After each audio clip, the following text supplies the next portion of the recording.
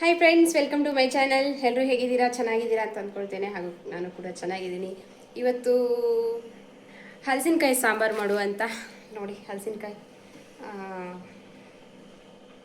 ಚಿಕ್ಕದು ಎಂತ ಹೇಳ್ತಾರೆ ಇದಕ್ಕೆ? ಕಡಗಿ. ಕಡಗಿ ಹೇಳ್ತಿರೋ, ನಮ್ಮ ಊರಲ್ಲೆಲ್ಲ ಕಡಗಿ ಅಂತಾರೆ. ಅದನ್ನು ಇವತ್ತು ಸಾಂಬಾರು ಮಾಡುವ. ಎಳೆದು ಇದು ಬೆಳಿಬಾರ್ದು, ಬೆಳೆದ್ರೆ ಚೆನ್ನಾಗಿ ಬರಲ್ಲ ಸಾಂಬಾರು. ಈ ಥರನೇ ಇರಬೇಕು. ಈ ಥರ ಇದ್ದಾಗ ನಮ್ಮ ಹಲಸಿನಕಾಯಿ ಕಡಗಿ ಸಾಂಬಾರು ಸೂಪರಾಗಿ ಬರುತ್ತೆ. ಬಟ್ ಇವತ್ತು ಇದನ್ನು ಮಾಡುವ. ಇದು ಕಟ್ ಮಾಡಬೇಕು. ಇದು ಕಟ್ ಮಾಡಬೇಕಾದ್ರೆ ಇದರಲ್ಲಿ ಮೇಣ ಎಲ್ಲ ತುಂಬ ಇರುತ್ತೆ. ಹಾಗಾಗಿ ಕಟ್ ಮಾಡಬೇಕು, ಹುಷಾರಾಗಿ ಕಟ್ ಮಾಡಬೇಕು. ಹೇಗೆ ಕಟ್ ಮಾಡೋದು ಎಲ್ಲವೂ ಕೂಡ ನಾನು ನಿಮಗೆ ತಿಳಿಸ್ತೀನಿ. ಬನ್ನಿ ನೋಡುವ ಇವಾಗ ಹೇಗೆ ಕಟ್ ಮಾಡ್ತೀವಿ, ಹೇಗೆ ಸಾಂಬಾರು ಮಾಡೋದು ಎಲ್ಲವ. ಇವಾಗ ಕಟ್ ಮಾಡುವ. ಹಾಂ, ಕಟ್ ಮಾಡಿ. ಬಟ್ ನನಗೆ ಕಟ್ ಮಾಡ್ಲಿಕ್ಕೆ ಬರಲ್ಲ. ನೋಡುವ, ಕಟ್ ಮಾಡ್ತಾ ಇದ್ದಾರೆ. ನೋಡಿ ನೋಡಿ ಯಾವ ಥರ ಬರ್ತಾಯಿದೆ. ಅದಕ್ಕೆ ಪೇಪರ್ ಬೇಕು. ಒಂದು ನಿಮಿಷ, ಪೇಪರಲ್ಲಿ ಅದನ್ನು ನಾನು ಅಡಿಗಡೆ ಒಂದು ಚೀಲ ಹಾಕ್ಕೊಂಡಿದ್ದೆ, ಇಲ್ಲಾಂದರೆ ಎಲ್ಲ ಗಲೀಜಾಗ್ಬಿಡುತ್ತದು. ಅದಕ್ಕೆ ಅದು ಕಟ್ ಮಾಡೋದು ಸ್ವಲ್ಪ ಹಿಂಸೆ. ಕಡ್ಗಿ ಕಟ್ ಮಾಡೋದು ತಿನ್ನಲಿಕ್ಕೆ ಚೆನ್ನಾಗಿರುತ್ತೆ, ಸಾಂಬಾರು ಎಲ್ಲ ಮಾಡಿದರೆ. ಬಟ್ ಕಟ್ ಮಾಡುವಾಗ ಸ್ವಲ್ಪ ಹಿಂಸೆ ಆಗುತ್ತೆ. ತುಂಬ ಮೇಣ ಇರುತ್ತಲ್ಲ, ಕೈಗೆಲ್ಲ ಅಂಟ್ಕೊಳುತ್ತಲ್ವ. ಹಾಗಾಗಿ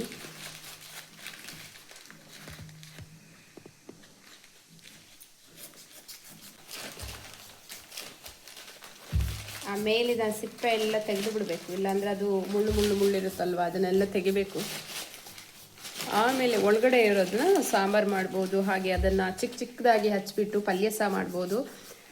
ಕಡ್ಗಿ ಪಲ್ಯ ತುಂಬ ಚೆನ್ನಾಗಿರುತ್ತೆ. ಇವಾಗ ಹಾಕ್ಕೊಂಡ್ರೆ ಅದ್ರ ಸ್ವಲ್ಪ ಮೇಣ ಎಲ್ಲ ಇದಾಗುತ್ತೆ ಅಂತ ನೀರಲ್ಲಿ ಹಾಕ್ಕೊಂಡ್ರೆ ಎಲ್ಕೊಂಡು ಪಲ್ಯನಾದರೂ ಮಾಡ್ಬೋದು. ಹೇಗಿದೆ ನೋಡಿ, ಪಲ್ಯನೇ ಮಾಡ್ಬೋದಾ? ನೋಡಿ, ಅದು ಸ್ವಲ್ಪ ಅದ್ರ ಒಳಗಡೆ ಬೀಜ ಇದೆಯಲ್ಲ, ಅದು ಬೆಳಿಬೇಕು. ಆವಾಗ ಸಾಂಬಾರು ಮಾಡಿದರೆ ಚೆನ್ನಾಗಿರುತ್ತೆ. ಈ ಮೂಮೆಂಟಲ್ಲಿ ಪಲ್ಯ ಮಾಡಿದ್ರೇ ಚೆನ್ನಾಗಿರೋದು. ಇದು ಕಡ್ಗಿ ತಾಳ್ ಅಂತಾರೆ ನಮ್ಮ ಕಡೆ, ಕುಂದಾಪುರ ಸೈಡ್ ಎಲ್ಲ. ಇವಾಗ ಕಟ್ ಮಾಡಿ ನೀರಲ್ಲಿ ಹಾಕ್ಕೊಂಡಿದ್ದೀವಿ. ಅದನ್ನು ನಾನಿವಾಗ ಚಿಕ್ಕ ಚಿಕ್ಕ ಪೀಸ್ ಮಾಡಬೇಕು. ಹೆಂಗೆ ಮಾಡೋದು ನೋಡೋಣ. ನಾನು ಇದನ್ನು ಕಟ್ ಮಾಡೋದು ಕಷ್ಟ ಅಂತ ಒಂದು ಐಡಿಯಾ ಮಾಡ್ತಾ ಇದ್ದೀನಿ. ವೆಜಿಟೇಬಲ್ಸ್ ಕಟ್ ಮಾಡುವಂತ ಮಿಕ್ಸಿಯಲ್ಲಿ ಹಾಕ್ತಾ ಇದ್ದೀನಿ. ಹಾಂ, ಊರ ಕಡೆ ಹಂಗೆ ಮಾಡ್ತಾರೆ. ಒಂದು ಅದ್ರ ಮೇಲ್ಗಡೆ ಒಂದು ಗೂಟನ ಹುಗ್ದು, ಹಾಂ, ಗೂಟ ಹಾಕ್ಬಿಟ್ಟು ಆ ಗೂಟನ ಹಿಡ್ಕು ಚಿಕ್ಕದಾಗಿ ನೈಸಾಗಿ ಹಚ್ಬಿಟ್ಟು ಮಾಡ್ತಾ ಇದ್ರು. ಬಟ್ ಇವಾಗ ನಾವಿಲ್ಲಿ ಈ ರೀತಿ ಮಾಡೋಣ. ಐಡಿಯಾ ನೋಡೋಣ ಹೇಗಾಗುತ್ತೆ ಇದು ಅಂತ. ನಮ್ಮ ಕಡ್ಗಿ ತಾಳು ಸೂಪರಾಗಿ ಬರುತ್ತಾ ಅಂತ ನೋಡೋಣ. ಬನ್ನಿ. ಎಷ್ಟು ಚೆನ್ನಾಗಿ ಬಂದಿದೆ, ಇಷ್ಟು ನೈಸಾಗಿ ಬಂದಿದೆ. ಕೈಯಲ್ಲಿ ಕಟ್ ಮಾಡಿದ್ರು ನಾವು ಇಷ್ಟು ಚೆನ್ನಾಗಿ ಬರ್ತಾ ಇರಲಿಲ್ಲ. ಇರಬೇಕು ನೋಡಿ, ಜಾರಲ್ಲಿ ತುಂಬ ಚೆನ್ನಾಗಾಯಿತು. ಎಷ್ಟು ನಮ್ಮ ಕೆಲಸವನ್ನು ಇದು ಸೇವ್ ಮಾಡುತ್ತೆ ಅಂತ ನೋಡಿ. ನಾನಿದು ಮೊನ್ನೆ ಹೊಸ ಮಿಕ್ಸಿ ತೊಗೊಂಡಿರೋದು ವಿಡಿಯೋ ಕೂಡ ನಿಮಗೆ ಅಪ್ಲೋಡ್ ಮಾಡಿದ್ದೀನಲ್ವ. ಆ ಮಿಕ್ಸಿದು ಜಾರು ಇದು ನೋಡಿ. ವೆಜಿಟೇಬಲ್ಸು ಅಂದರೆ ಇದು ಎಲ್ಲ ಫುಡ್ ಪ್ರೊಸೆಸ್ ಜಾರ್ ಅಂತಲೇ ಹೇಳ್ತಾರೆ. ಎಷ್ಟು ನೈಸಾಗಿ ಬಂದಿದೆ ಅಲ್ವಾ. ಇದನ್ನು ನಾವು ಕಟ್ ಮಾಡಬೇಕಂದ್ರೆ ತುಂಬ ಟೈಮ್ ತಗೊಳ್ತಾ ಇತ್ತು. ಬಟ್ ಒಂದ್ಸಲ ಹಾಕಿ ಈ ಥರ ಮಾಡಿದ್ದಕ್ಕೆ ಇಷ್ಟು ನೈಸಾಗಿ ಬಂದಿದೆ. ಇದು ತುಂಬ ಚೆನ್ನಾಗಾಯಿತು. ಇವಾಗ ನಾವು ಪಲ್ಯ ಮಾಡೋಣ. ಇನ್ನೊಂದು ಟ್ರಿಪ್ ಇದೆ, ಕಟ್ ಮಾಡ್ತಾ ಇದ್ದಾರೆ. ಅದನ್ನು ಕೂಡ ನಾನು ಇದರಲ್ಲೇ ಹಾಕಿ ಇದೇ ರೀತಿ ಮಾಡ್ಕೊಳ್ತೀನಿ. ಆಮೇಲೆ ಪಲ್ಯ ಮಾಡೋದು ಹೇಗೆ ಅಂತ ನೋಡುವ ಬನ್ನಿ. ಇವಾಗ ನಾನು ಇದನ್ನು ಪಾತ್ರೆಯಲ್ಲಿ ಹಾಕ್ಕೊಳ್ತೀನಿ. ಮಿಕ್ಸಿಯಲ್ಲಿ ಮಾಡ್ಕೊಂಡು ಬಂದಿರೋದನ್ನ. ಎಷ್ಟು ಡ್ರೈ ಆಗಿ ಎಷ್ಟು ಚೆನ್ನಾಗಾಯ್ತಲ್ವಾ ಮಿಕ್ಸಿ. ತುಂಬಾ ಚೆನ್ನಾಗಾಯಿತು. ಇದು ಕಲರ್ ಚೇಂಜ್ ಆಗುತ್ತೆ, ಯಾಕಂದರೆ ಹಲಸಿನಕಾಯಿ ಕಟ್ ಮಾಡಿ ಇಟ್ಟರೆ ಈ ಥರ ಕಲರ್ ಚೇಂಜ್ ಆಗುತ್ತೆ ಇದು. ಅದಕ್ಕೆ ಇದನ್ನ ಕಟ್ ಮಾಡಿ ನೀರಲ್ಲಿ ಹಾಕಿಟ್ಕೊತಾರೆ, ಅದು ಕಲರ್ ಚೇಂಜ್ ಆಗುತ್ತೆ ಅಂತ. ಯಾವ ಥರ ಆಯ್ತಲ್ವಾ. ಇವಾಗ ಇನ್ನೊಂದು ಟ್ರಿಪ್ ಹಾಕೋಣ. ಇನ್ನೂ ಸ್ವಲ್ಪ ಇದೆ,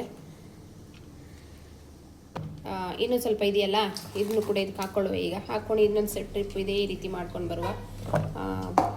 ತುಂಬಾ ಟೈಮ್ ಸೇವ್ ಆಗುತ್ತೆ ಅಂತ ಅನ್ಬೋದು. ಈ ಒಂದು ಜಾರ್ ತಗೊಂಡಿದ್ರಿಂದ ನನಗೆ ಇದೊಂದು ಹೆಲ್ಪ್ ಆಯಿತು. ಇಲ್ಲಾಂದರೆ ಕಟ್ ಮಾಡಿ ಕೊಡಿ ಅಂತಲೇ ಅನ್ಬೇಕು. ಇದು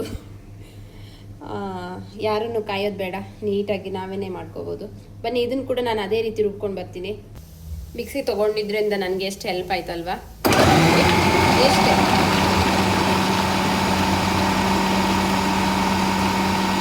ಎಷ್ಟು ನೈಸ್ ಬೇಕೋ ಅಷ್ಟು ನೈಸ್ ಆಗುತ್ತೆ ಇದು. ಹೇಗೆ ಕಟ್ ಆಗ್ತಿದೆ ನೋಡಿ.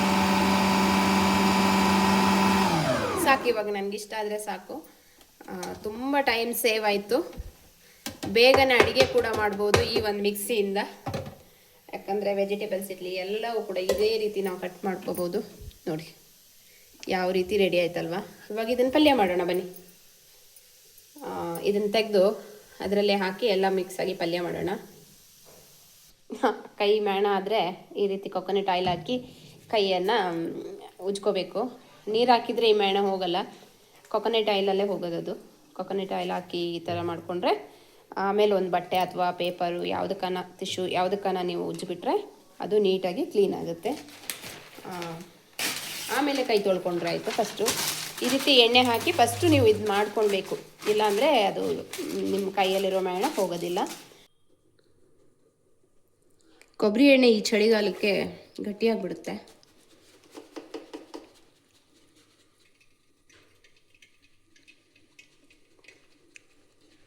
ನಮ್ಮನೇಲಿ ಜಾಸ್ತಿ ಕೊಬ್ಬರಿ ಎಣ್ಣೆನೇ ಉಪಯೋಗಿಸೋದು ಅಡುಗೆಗೆ. ಇವಾಗ ಎಣ್ಣೆ ಹಾಕ್ಕೊಂಡಿದ್ದೀನಿ. ಪಲ್ಯ ಅಂದರೆ ಎಣ್ಣೆ ಸ್ವಲ್ಪ ಜಾಸ್ತಿ ಇರುತ್ತೆ ಅಲ್ವಾ, ಹಾಗಾಗಿ ಎಣ್ಣೆ ಬಿಸಿ ಆಗಿದೆ. ಇವಾಗ ಸಾಸಿವೆ ಹಾಕ್ಕೊಳ್ತೀನಿ. ಹಾಗೆ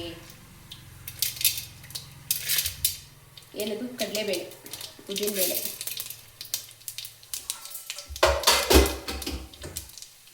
ಹಾಗೆ ಇದು ಸ್ವಲ್ಪ ಗ್ಯಾಸ್ಟ್ರಿಕ್ ಪ್ರಾಬ್ಲಮ್ ಇರುತ್ತೆ, ಅಂದರೆ ಕಡಿಗೆ ಹಲಸಿನಕಾಯಿ, ಹಾಗಾಗಿ ಸ್ವಲ್ಪ ಜೀರಿಗೆ ಕೂಡ ಹಾಕ್ತೀನಿ.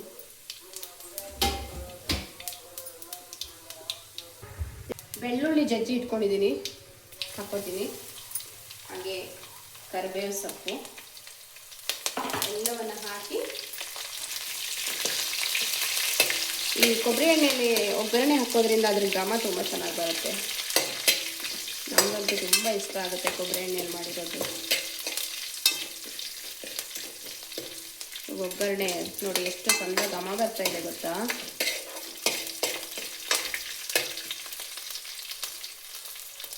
ಇವಾಗ ನಾನು ಈರುಳ್ಳಿನ ಕಟ್ ಮಾಡಿ 2 ಈರುಳ್ಳಿನ ಕಟ್ ಮಾಡಿ ಇಟ್ಕೊಂಡಿದ್ದೆ. ಇಲ್ಲಿ ಕೂಡ ನಾನು ಇದರಲ್ಲೇ ಕಟ್ ಮಾಡ್ಕೊಂಡು ಇಟ್ಕೊಂಡಿದ್ದೀನಿ, ಮಿಕ್ಸಿ ಜಾರಲ್ಲೇ ಹಾಕಿ. ಇದನ್ನು ಕೂಡ ಅದಕ್ಕೆ ಆ್ಯಡ್ ಮಾಡ್ತೀನಿ. ನಾನು ಈರುಳ್ಳಿ ಮತ್ತು ಹಲಸಿನಕಾಯಿ ಎಲ್ಲ ಹಾಕಿದ್ದೆ ಇದಕ್ಕೆ, ವಿಡಿಯೋ ಸ್ಕಿಪ್ ಆಯಿತು. ಒಗ್ಗರಣೆ 1 ಗ್ಲಾಸು ನೀರನ್ನು ಇದಕ್ಕೆ ಹಾಕ್ಕೊಳ್ತೇನೆ ನಾನು, ಯಾಕಂದರೆ ಅದು ಬೇಯಬೇಕಲ್ವಾ, ಹಾಗಾಗಿ ನೀರನ್ನು ಹಾಕ್ಕೊಂಡಿದ್ದೀನಿ.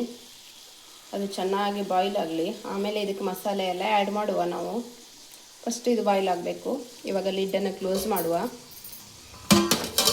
ಲಿಡ್ಡನ್ನು ಕ್ಲೋಸ್ ಮಾಡಿ ಬಾಯ್ಲ್ ಆಗಲಿಕ್ಕೆ ಬಿಡುವ. ಇದು ಬಾಯ್ಲ್ ಆದಮೇಲೆ ನಾವು ಮಸಾಲೆಗಳನ್ನು ರೆಡಿ ಮಾಡೋಣ. ಇವಾಗ ಇದು ತೆಗೆದು ನೋಡೋಣ.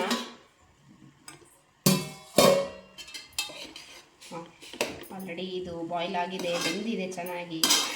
ಇವಾಗ ಈ ಮೂಮೆಂಟಲ್ಲಿ ಇದಕ್ಕೆ ಉಪ್ಪನ್ನು ಸೇರಿಸುವ, ಹಾಗೆ ಮಸಾಲೆ ಎಲ್ಲ ಸೇರಿಸುವ. ನಮ್ಮ ಹಲಸಿನಕಾಯಿ ಪಲ್ಯ ರೆಡಿ ಆಗುತ್ತೆ. ಇವಾಗ ಸಾಲ್ಟನ್ನು ಸೇರಿಸ್ತೇನೆ. ರುಚಿಗೆ ಎಷ್ಟು ಬೇಕೋ ಅಷ್ಟು ಹಾಕ್ಕೊಳ್ಳಿ. ಹಾಗೆ ನಾನು ಇದಕ್ಕೆ ಮಸಾಲೆ ಹಾಕ್ಕೊಳ್ತೀನಿ.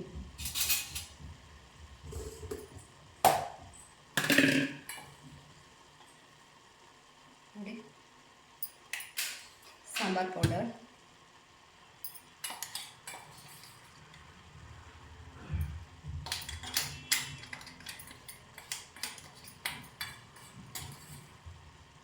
ಒಂದು 4 ಸ್ಪೂನ್ ಹಾಕ್ಕೊಂಡಿದ್ದೀನಿ.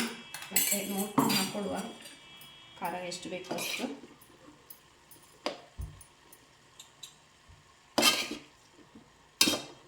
ಎಲ್ಲವೂ ಚೆನ್ನಾಗಿ ಮಿಕ್ಸ್ ಮಾಡಿಕೊಡುವ.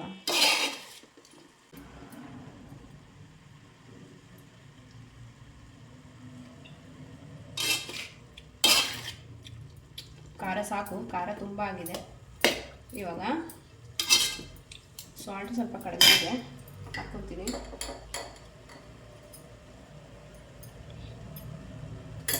ಸಾಲ್ಟ್ ನೋಡ್ಕೊಳ್ಳುವ. ಹಾಗೆ ಒಂದು ಜೊತೆಗೆ ಟರ್ಮರಿಕ್ ಹಾಕ್ಕೊಳ್ತೀನಿ.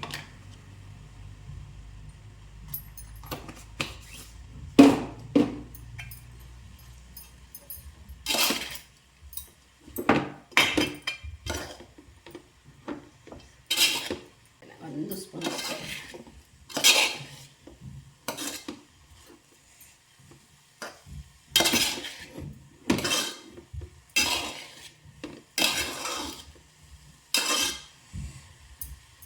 ಇವಾಗ ತೆಂಗಿನಕಾಯಿ ತುರಿ ಉಂಟಲ್ಲ ಹಾಕೊಳ್ಳುವ.